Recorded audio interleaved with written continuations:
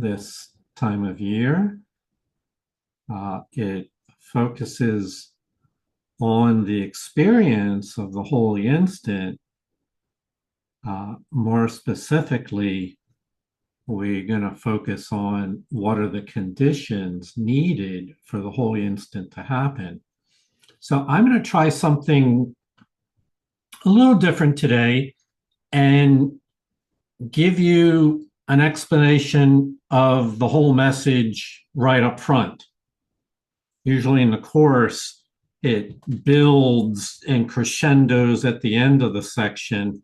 We're going to try something a little different today, and using through this graphic, the situation is the transition into a state of peace requires that we take the journey from strain to serenity. And of course, we know, and this will be a metaphor that we'll use, the ego wants to push things forward and be in control and make it happen. And it's a sense of willfulness in the negative sense, in that it decides, I want my will to prevail. And it is doing so from a basis of faithlessness. It believes in itself, but the ego doesn't believe in anything else. And so the transition to peace is a transformation to one where we trust the truth to guide us. And we really don't need to make it happen. It's not about our pushing and straining there, but rather about accepting divine guidance, allowing, and this is going to be key, allowing the truth to enter your awareness, where peace then becomes inevitable. And faith, this experience will call forth your faith. We read about this in the previous section. Call forth your faith to rise to a new level as a result of the inner peace that you experience. So that's kind of a summary of what we're reading in the whole section today. It's called The Conditions of Peace from chapter 17. This is Miracles on High Plains. My name is Jonica, and our reader for this session is David. We're going to go back one to review real quickly some paragraphs from the previous section that will act as an on-ramp. But remember this, the goal of holiness was set for your relationship and not by you. You did not set it because holiness cannot be seen except through faith.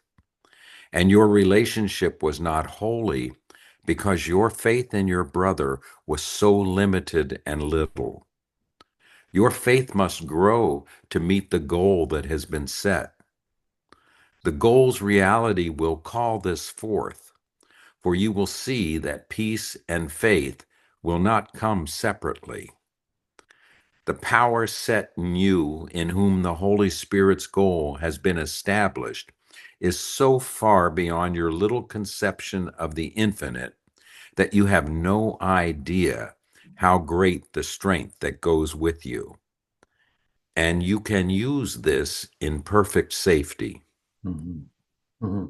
So as we get into the new reading for today, The Conditions of Peace, let's remember that holiness cannot be seen except through faith. So faith is going to be one of the prerequisites, the requirements, in order to enter into an awareness and understanding of a holy light that is always with us. It is always there. It's a question of whether or not we have eyes to see and ears to hear. So with that, we will go into our new material.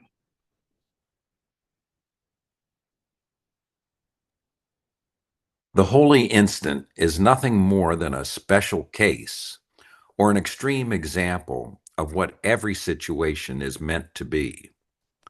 The meaning that the Holy Spirit's purpose has given it is also given to every situation. It calls forth just the same suspension of faithlessness, withheld and left unused, that faith might answer to the call of truth.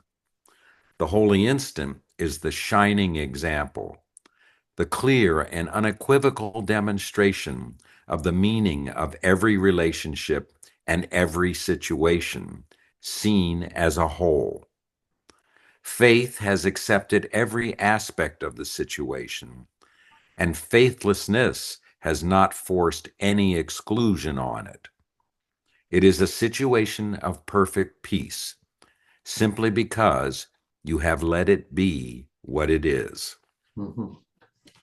So for a moment, we have a bit of a thought experiment, which is we're going to look at the holy instant from the perspective of the Holy Spirit. The Holy Spirit sees every situation of your life, every situation in our world as an opportunity for a holy instant to occur. And so the holy instant is just a special case of what every situation is meant to be. And from the Holy Spirit's perspective, the Holy Spirit has a purpose in creation to bring healing to everyone and return the sonship to a state of oneness. And so the Holy Spirit sees every situation as an opportunity to advance that plan of healing. Every encounter. Therefore, from a personal point of view, from your own point of view, every encounter you have is an opportunity to say yes to the Holy Spirit. I am willing to be a part of your plan and allow this situation here to be for me to participate in your plan and your purpose. You have to be willing to say yes. That's an act of faith. And so when we do that, the Holy Spirit says, oh, great. He or she is willing to participate in the plan. Let's bring the blessings upon you. And so she shines her light on it. It's a shining example and a demonstration of what all of creation is intended to be. Remember, the holy instant is a miniature of eternity. It's a miniature of the heaven. It's a flash. It's oftentimes just moments long of what the entire plan of creation is to be, where you encounter another person, recognize the light within them and the light within yourself have everything in common and are a part of a larger plan of atonement. That is to say, it is seen as a whole. Paul, you had your hand up. Thank you, Jonica. Just sort of a clarification. When they use the word truth, it seems to me that that's different than maybe that's a more complete version of the experience in terms of seeing it from truth. I'm assuming that there's some sort of spiritual, divine part to the truth as opposed to my own limited view. Well, yes. So let's think of it. So Paul's referring to I think the line that says, "Faith might answer to the call of truth." Yes. Yeah. So let's tease that apart a little bit and think of truth with a capital T, heavenly truth, everlasting truth, which of course talks about a lot, never changes because it can't be improved upon. So it's eternal truth. It didn't originate here on this planet. It originated with all of creation. So that would be the eternal divine truth. And the Holy Spirit and Christ's mind are perfectly aware of the divine truth. To them, the eyes of their soul is completely open. In contrast, at our level of experience, we have an interpretation of the truth, a perception of the truth. It tends to be minuscule in compared to its source. They refer to it in the Course as a reflection of the truth or an echo of the truth. That is, it's not the primary truth, Paul, the eternal truth, but it's a variant on that is adapted to our level of understanding. And so we would call that more the perception of truth. And this is why we as students of spirit come to new perceptions of truth with more and more experiences.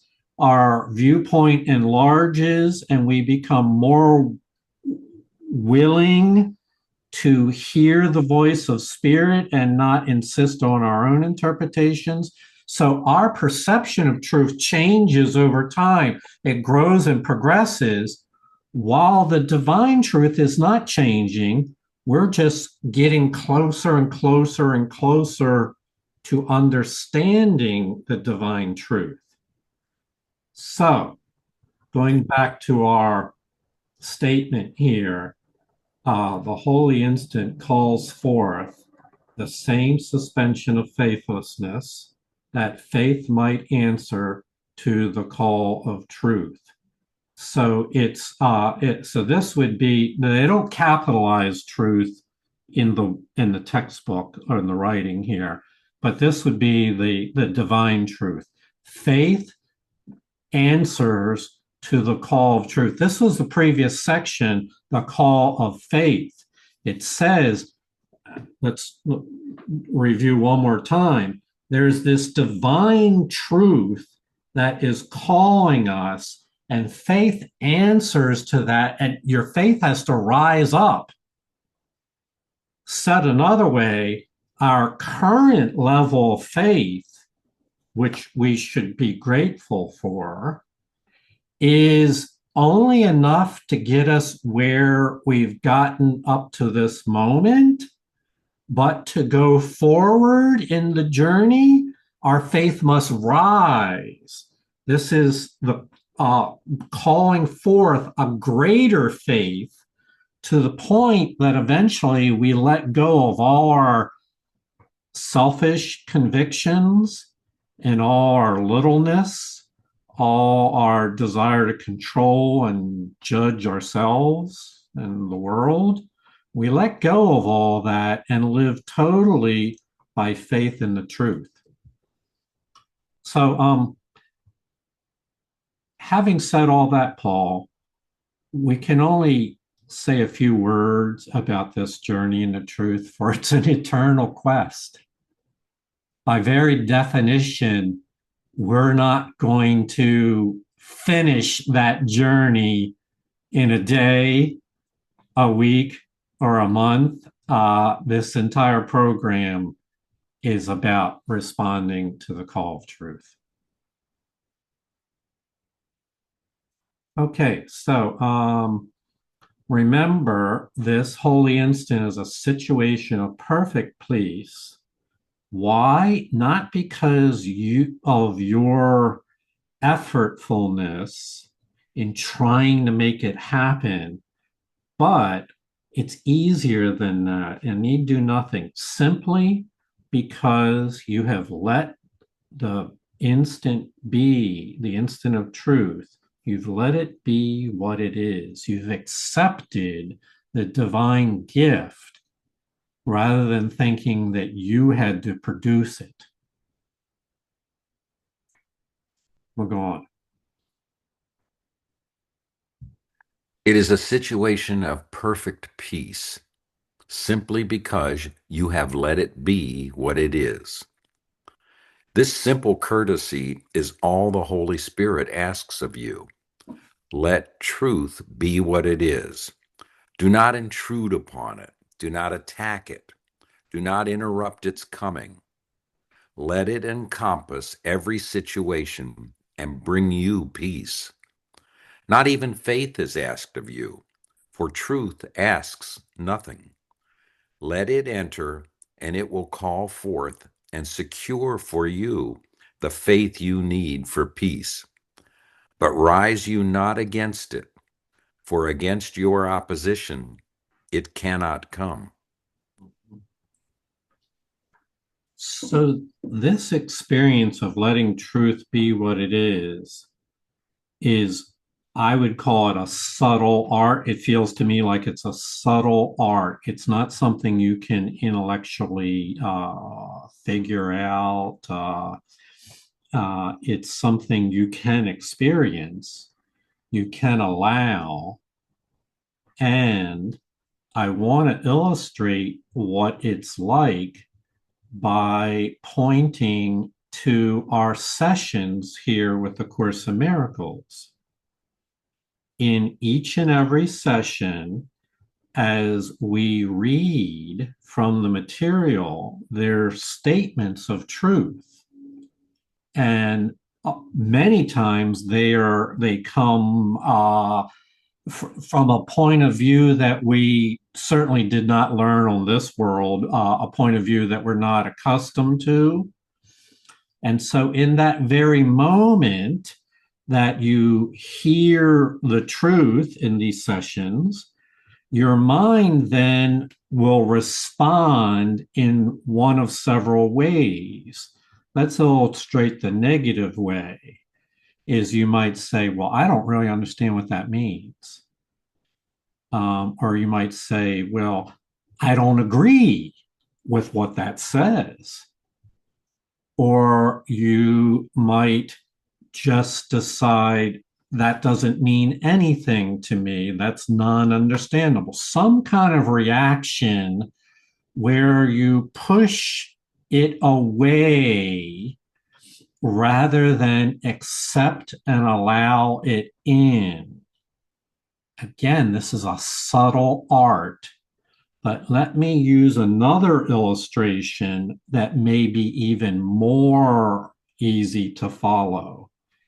And it's the example of that I saw just recently, where you give someone a compliment, where you tell them how much you enjoyed what they did, and they kind of brush it off and don't really it doesn't they block it from going down and touching their heart by saying, oh, it was nothing, or I do this all the time, or yes, it took me years of work to get to this point.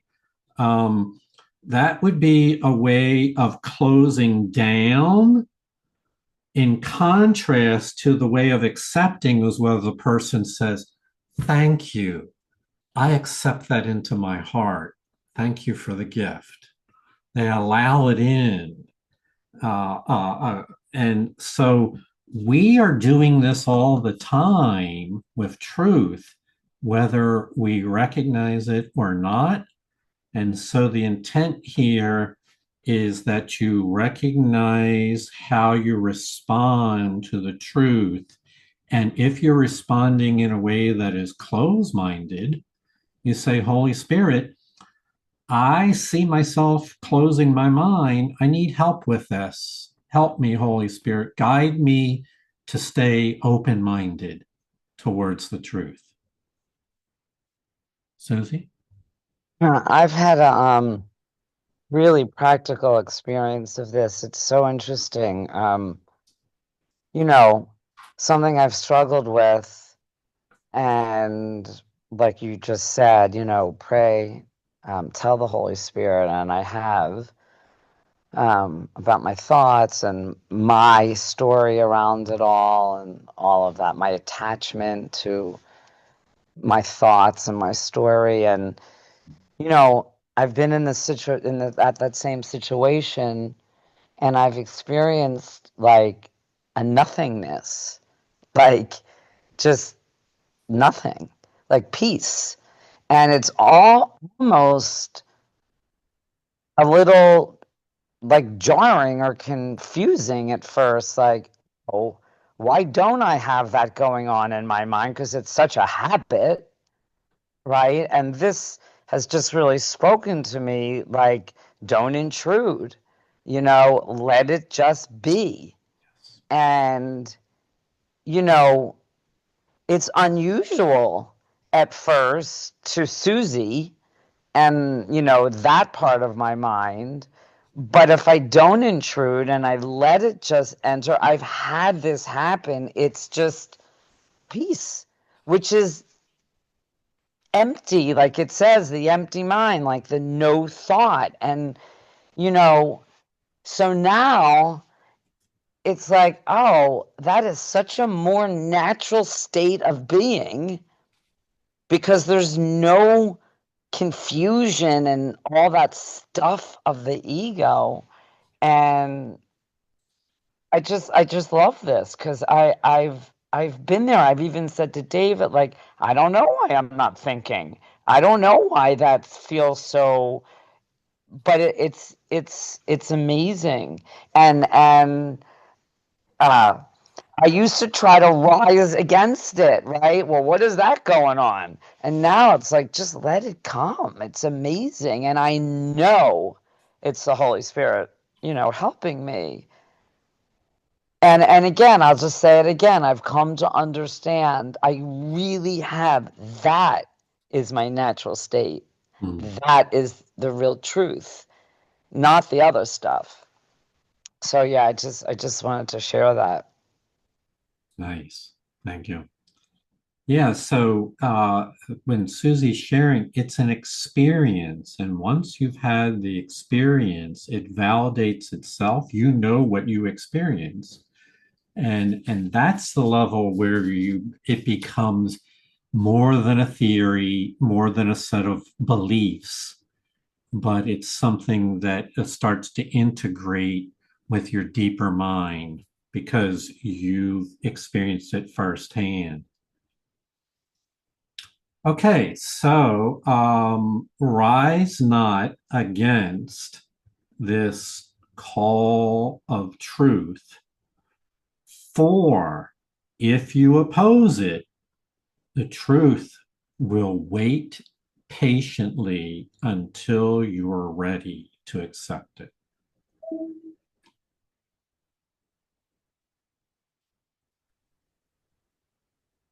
Would you want to make a holy instant of every situation? For such is the gift of faith, freely given wherever faithlessness is laid aside, unused. And then the power of the Holy Spirit's purpose is free to use instead. This power instantly transforms all situations into one sure and continuous means for establishing his purpose and demonstrating its reality. What has been demonstrated has called for faith and has been given it. Now it becomes a fact from which faith can no longer be withheld. The strain of refusing faith to truth is enormous and far greater than you realize. But to answer truth with faith entails no strain at all. Mhm. So let's go deeper here now and first recognize that without knowing, we have many times closed our minds to truth and adopted faithlessness as our point of view, without even fully aware of what we were doing. And that causes strain because it's internal conflict. It's analogous to saying no to the light within. So that produces strain, and there are symptoms that result from that strain. We'll go into that in a bit. That strain is enormous, and it's far greater than you realize. Imagine constantly being at odds, in opposition to the light within you. It's far more enormous than you realize. Whereas turning towards the call of truth is simple. It does not involve strain because it integrates yourself with your higher self. You unite with the light within you. And that can be described as joining with the Holy Spirit's purpose. This is where it's at. This is what this course is intended to help us all find our path to joining with the higher power, the Holy Spirit within, and adopting the Holy Spirit's plan as our own. And when that's done, something is unleashed that was always there, but now it's unleashed. It's the power of the Holy Spirit's purpose. For the power of the Holy Spirit's purpose is an attribute of God's plan for creation. God planned for us all to be united together. And when you join with the Holy Spirit's purpose, you reunite with the plan of creation. That unleashes an inner light and of love and life that is powerful, that can transform your own life, all your relationships, and ultimately have ripple effects into the entire world. And so this joining with the purpose of the Holy Spirit, I can't emphasize it enough. Let me say it another way. The ego wants you to have a purpose that is ego directed and ultimately will drive you into its own world of illusions, darkness, and death. That's its purpose. The Holy Spirit has a divine purpose that, if you're willing to join with her, will call you forth into life and love and healing and holiness. It's a new purpose. I use the word a lot of times, you repurpose your life. It's a way of being born again. I have a new purpose. I have a new reason to be alive. And you can see examples of people in their lives when this happens, the evidence of it. For this new purpose will demonstrate its reality.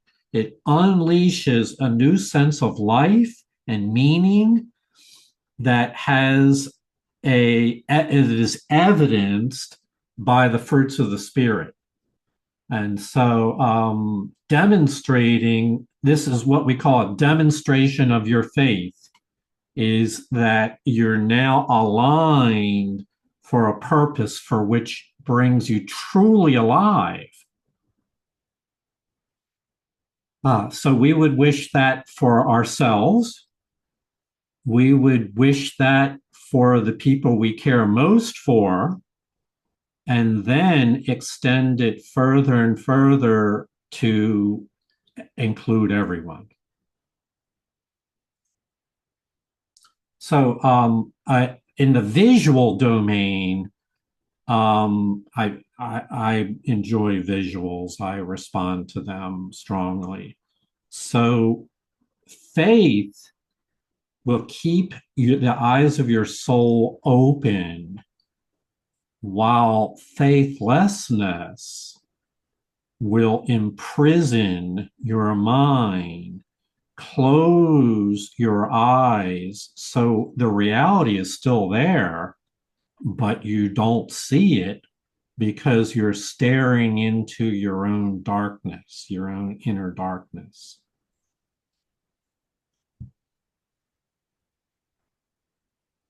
To you who have acknowledged the call of your Redeemer, the strain of not responding to his call seems to be greater than before. This is not so. Before, the strain was there, but you attributed it to something else, believing that the something else produced it. This was never true. For what the something else produced was sorrow and depression, sickness and pain, darkness and dim imaginings of terror, cold fantasies of fear, and fiery dreams of hell. And it was nothing but the intolerable strain of refusing to give faith to truth and see its evident reality. Mm-hmm. So I read this paragraph this morning and I had a big aha about it, and I want to attempt to relate it. So let's frame what they're talking about. It's two conditions here, and we're talking about your life, everyone's life. One is where we have responded and acknowledged the call of truth, the call of faith. That condition contrasted with the opposite, where we have not responded to the call. Those two conditions. You can have the same conditions happen on the same day. One hour you respond to your faith, and the next hour, if you're not training your mind, you might wander into a faithlessness. Two conditions. So by not responding to the call, as we read a moment ago, there is a strain, and this is the theme that I had the aha on. What do they mean by strain? This inner conflict. The light is calling you higher. The light is calling you towards healing and wholeness, forgiveness, truth, and holiness. And the mind is somewhere on another page, imprisoned in its own illusions. That creates strain.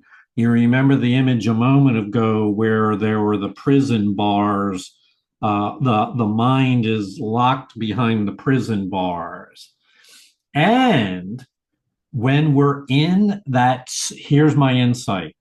When we are in that strained state, which everyone has experienced, you are confused and don't understand why you feel so poorly, so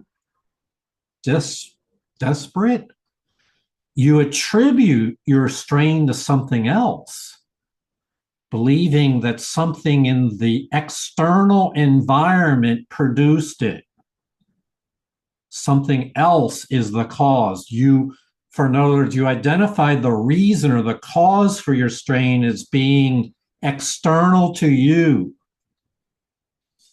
And it says this was never true, because this cause produced the following feeling states or moods: sorrow, depression, sickness, pain, darkness, imaginings of terror, cold fantasies, fear, fiery dreams, and a type of hell, inner hell. Those are the symptoms of inner strain. And my aha experience was that this is a description of what the ego does to everyone. There's no exceptions to this. When we are faithless And when we deny the call of truth, there's only one other way to go. And that's in the other direction towards our inner pain, our inner hell. And as you, I think, know, it's hard to be in that place.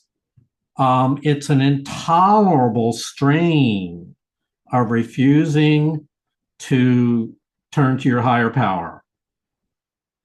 And the belief that I have is, and this was what I saw this morning, is that the entire human condition and all the ways in which they go out into the world with their strain, seeking relief, sometimes in violence, all kinds of violence, emotional, psychological, intellectual, and physical violence, all kinds of self-destructive behaviors are all byproducts of this inner strain, trying to, in some way to release this pent-up strain from within, trying to externalize in some way what is going on.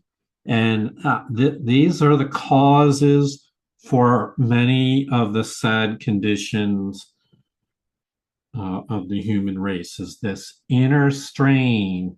And the fact that, one more point, it is always the case with the ego, where the ego creates a problem, it creates what's called a double shield, or a distraction, so that you will look elsewhere for the problem and not look to its real cause, which is, we know here, it's the strain of not responding to the call of love.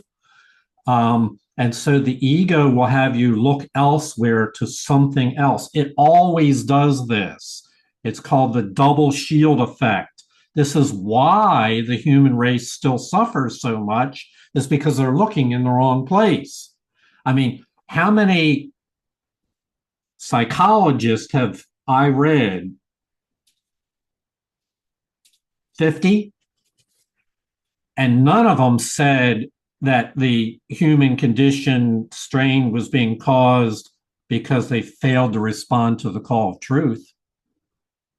Not a one of them that I can remember. And I looked as hard as I could. So I think this is far more profound in helping to understand the incredible strain that our world is under. And if you can understand it, then you can recognize the problem so it can be solved. It can be solved simply by responding to your higher power, the call of your higher power, by remaining faithful, and then helping others to see that faith is the cure for their condition. Susie?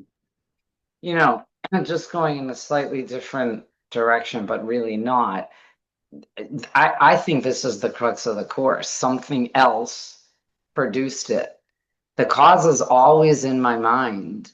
And for me, this just really brings up, I give everything the meaning it has for me. So, you know, you and I could be experiencing the same exact thing and have completely different reactions to it, which makes it Susie and Jonica's meaning. And, you know, this is something that has really dawned, the truth has really dawned on me, that every single solitary thing, I think I've made meaning out of it. So the truth is true and nothing else, you know, but all my life I thought Susie's truth was true, you know, and nothing else. So nothing else has ever, you know, it's my mind, it's my thoughts, it's my attachment, whatever the meaning I have made out of everything. And if I'm willing to, you know, ask for the call, listen to the call. It's always the same for all of us, Yes. you know? And so for me, this is just the whole course. You know, my mind has a habit, and that's why I have to heal my mind. I've overlearned my ego's teaching. Mm-hmm. And so now I have to unlearn that and learn the Holy Spirit's teaching. I mean, we always say it's really not difficult. It's just very, very different. So that's it. I love this paragraph. Yeah. Thank you. You know, the responsibility, the decision, the power of decision is my own. Yes. You know, it all goes back to all of that, you know? Yeah. Very much so. Thank you, Susie. So Ak wrote on the chat a question: what could the call of higher power look like? I really like that question. Thank you. So the Course says that the experience is felt, that you feel it rather than verbalize it, or even with your physical eyes see it, that you feel it deep within. We know that it's a deep calling. It's not superficial. It comes from deep within. And I would say this is one of the reasons why people come looking to the Course of Miracles or other forms of healing. People certainly in our world explore many different ways of healing their problems, responding. So the form doesn't matter, but it always is a sense that my life is not right, but there must be a better way. There must be, this is faith, there must be an answer to that would help me. And they go out and they go looking for that.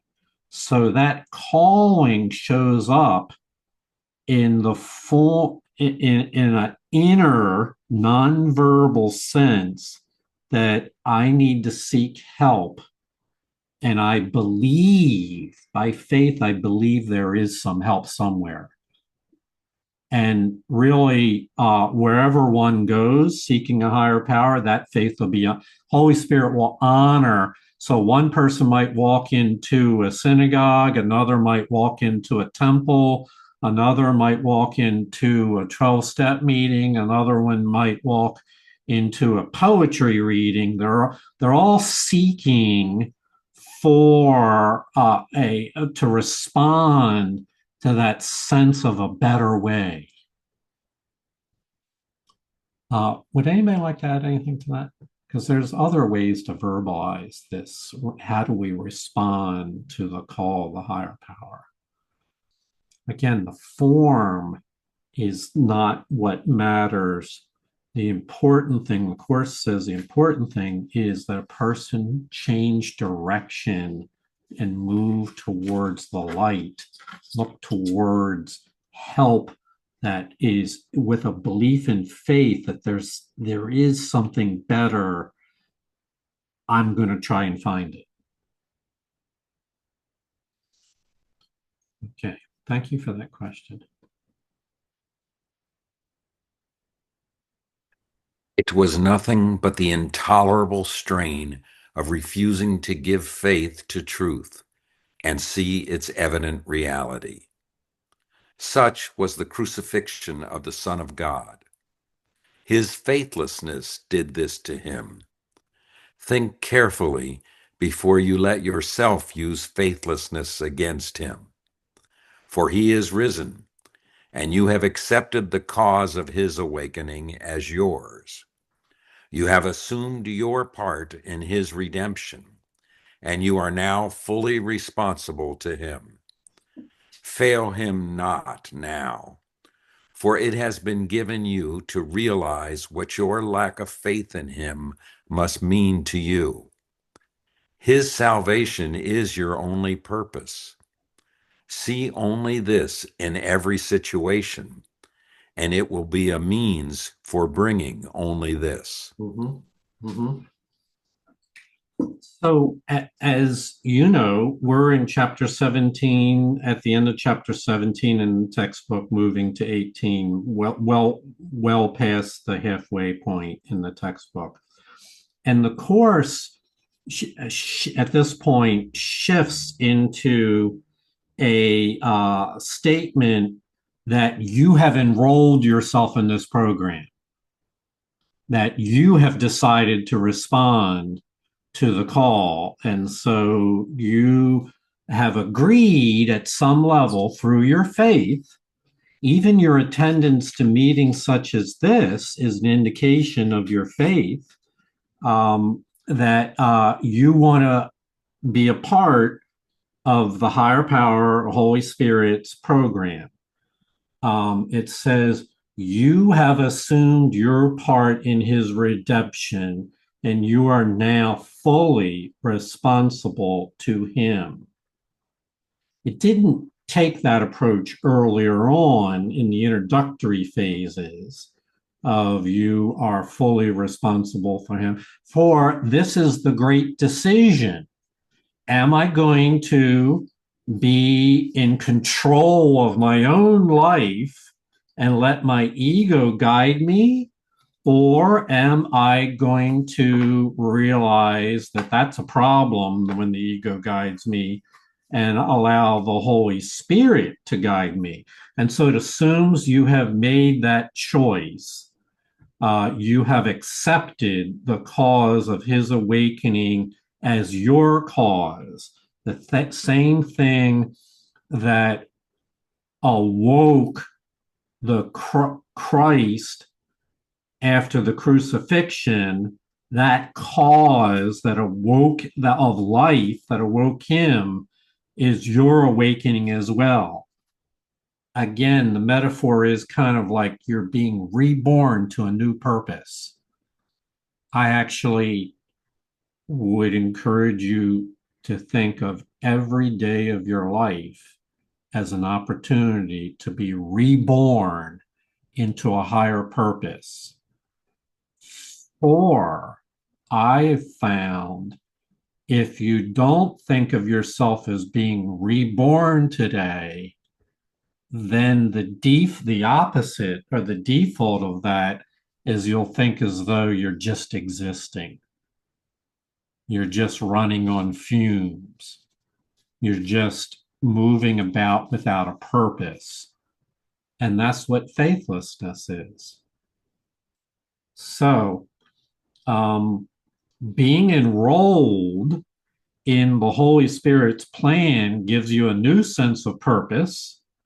This affects all your relationships. It affects all your perceptions and all your choices.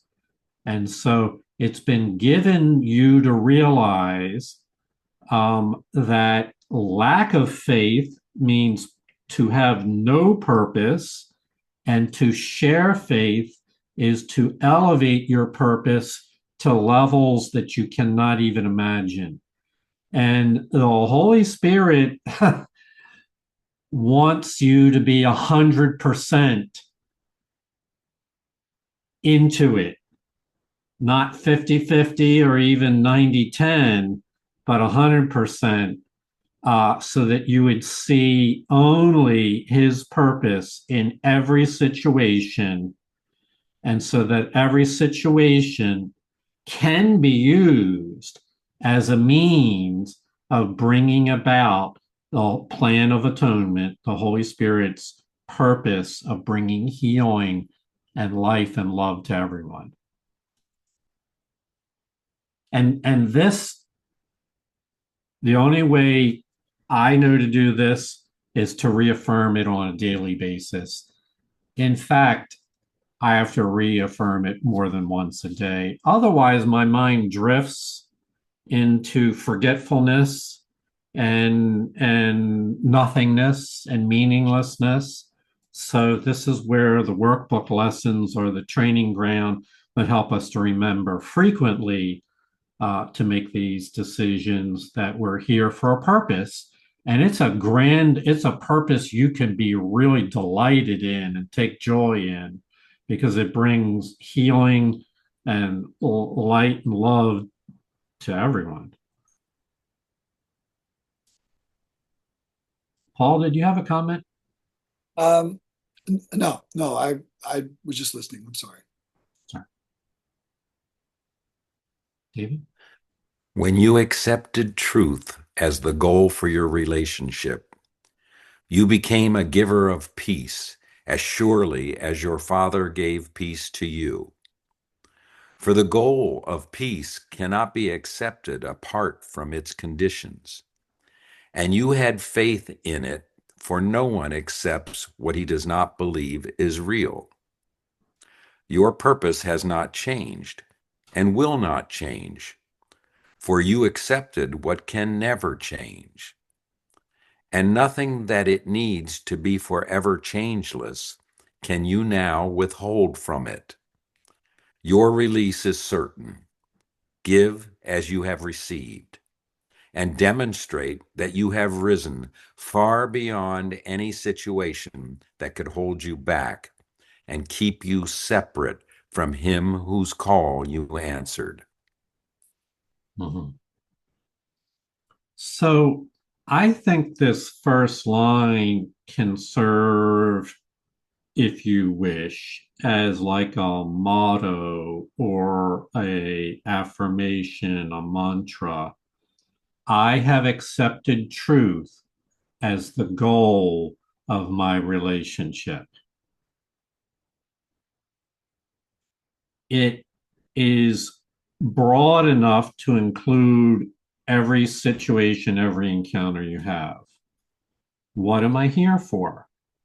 What am I doing with my day, my time, my life? I accept truth as the goal for my relationship. It's about standing in the light instead of being in the shadows. And with that comes the entire package that the Holy Spirit offers, which includes being a giver of peace. This was initiated by the Creator who gave peace, and now we are jokingly here, we are becoming distributors. I'm just kidding here. It's multi-level marketing. The Creator started at the top of the pyramid giving peace, and now we've become enrolled as distributors, and we're distributing peace. I think it's funny. And the peace requires continuous application of your faith. There are three things that are needed: faith, belief, and vision to carry you along to the goal of truth.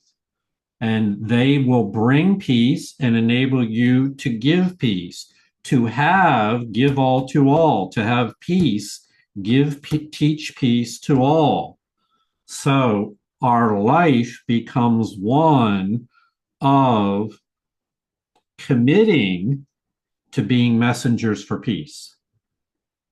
And the beauty of that is it's so simple because that purpose never changes.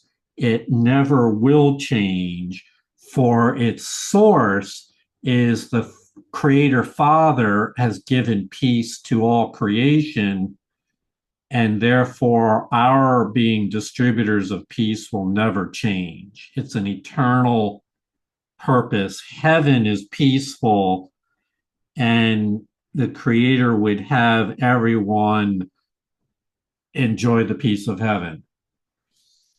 And so with that, certain inevitabilities come, and that is we'll be released from the prison cell of the ego.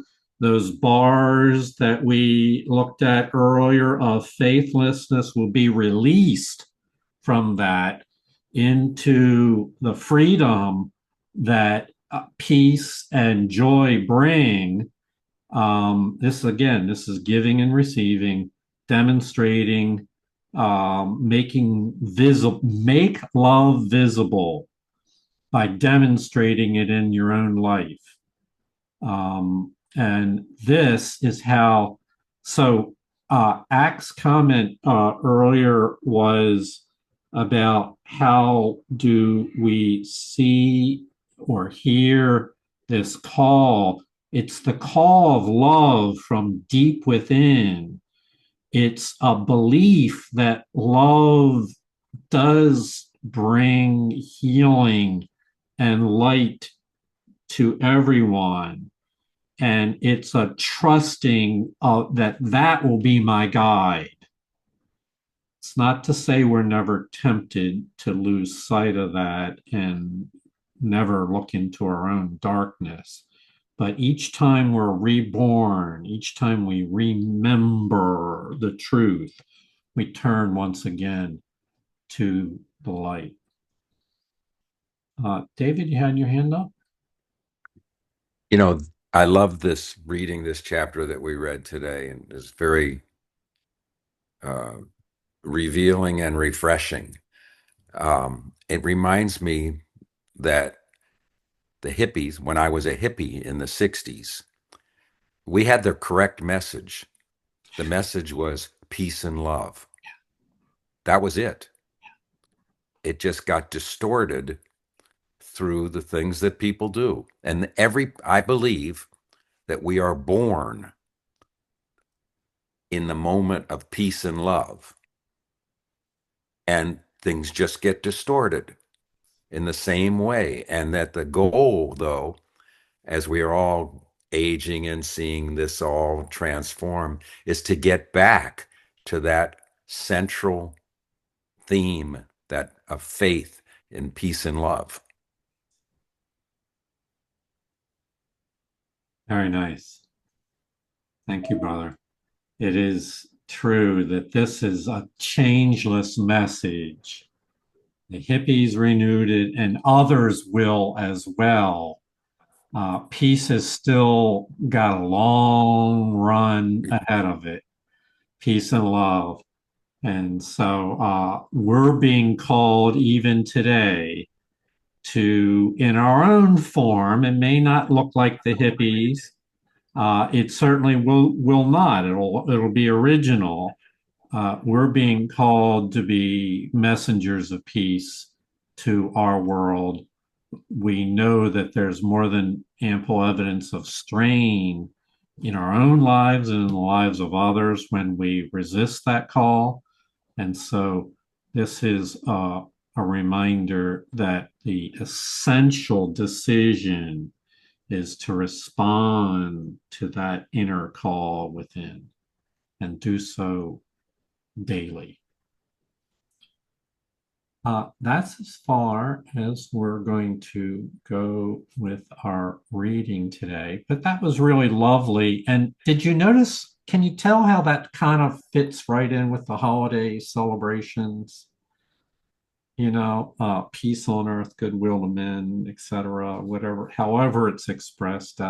It just always seems to be congruent with the times, the perfect message in the perfect time.